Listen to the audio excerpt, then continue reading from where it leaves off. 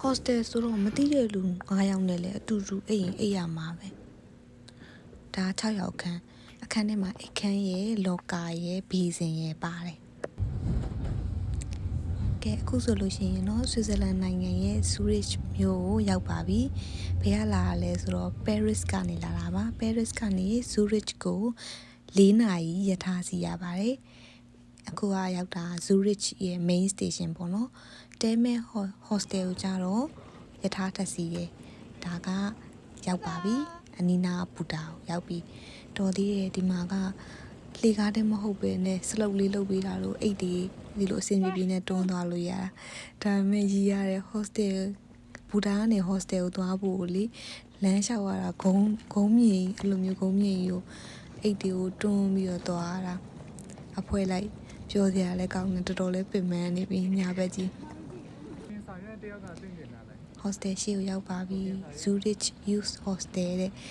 ဒီ hostel ကဈေးသက်သာဆုံးပဲဆွစ်ဇာလန်အကုန်ဈေးကြီးတယ်ဒီမှာသွားပြီးတော့ check in ဝင်မယ်နောက်ပြီးတော့သူတို့ရှင်းပြတာတွေကိုနားထောင်မယ်ပေါ့နော်ဘယ်နေရာမှာရေချိုးခန်းအိမ်သာရှိရဲနောက်ပြီးရင်မနက်စာပဲချိန်စားရမယ်တို့ပြီးတော့ dryer ကလည်းငှားရတာပြီးတော့ဟိုကလည်းမပေးဘူးရေချိုးတစ်ပတ်တွေပါလည်းငှားရတယ်ပတ်စံပေးပြီးထပ်ပြီးငှားရတယ်ရေချိုးခန်းအိမ်သားကလည်းအခန်းထဲမှာမပါတော့ share သုံးရတာပေါ့နော်အခုအိတ်ခန်းထဲကိုသွားပြီးတော့တေချာလေးကြည့်ရအောင်ဒါ6ယောက်အခန်းပါ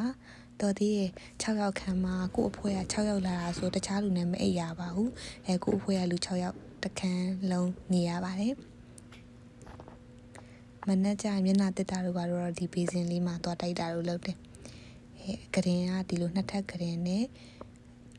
စောင်းနေခေါင်းစွတ်တီတောင်မှအစွတ်မစွတ်ပေးထားကိုပါကိုစွတ်ကားတာအခုရေချိုးခန်းနဲ့အိမ်သားကိုသွားကြည့်ရအောင်ဘယ်လိုနေထားရှိလဲဆိုတာ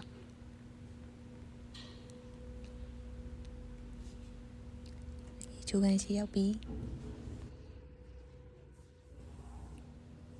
တော်သေးရဲ့ရေချိုးခန်းအလေတန့်နေဒါမင်းကလေးအိမ်သား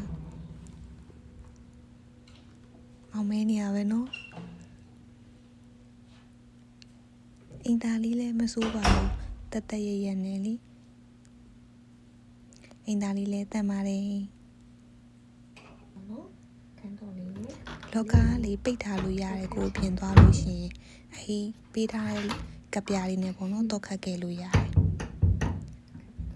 touch လုပ်လိုက်တာနဲ့သူကဒီလောကြွား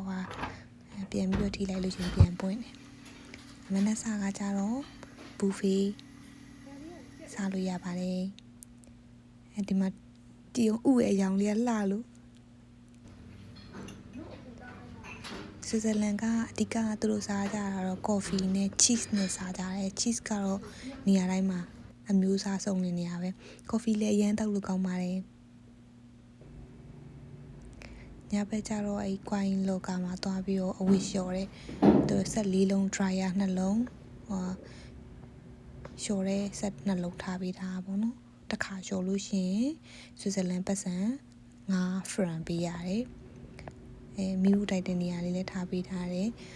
နောက်ပြီးတော့တိတ်မချောက်တဲ့လူတွေဆိုပြန်ပြီးရိုက်ကျိုးလေးမှာလမ်းနေရအောင်တွေးတယ်အဲ့မှာအဆင်မပြေတာကတော့ဒီလိုမျိုးပေါ့နော်သူတို့ housekeeping လုပ်တဲ့အချိန်ဆိုဓာတ်လီကားတွေကအဲ့လိုပစ္စည်းတွေနဲ့နေရာယူထားတာအခုမနက်မိုးလင်းတော့သွားရပြီးတော့ရှောက်လဲပါမယ်အခုဘယ်သွားမှလဲဆိုဥရောပမှာအကြီးဆုံးရေတံခွန်သွားလဲတော့မှာကဲသွားလိုက်ပါဦးမယ်ဘိုင်ဘိုင်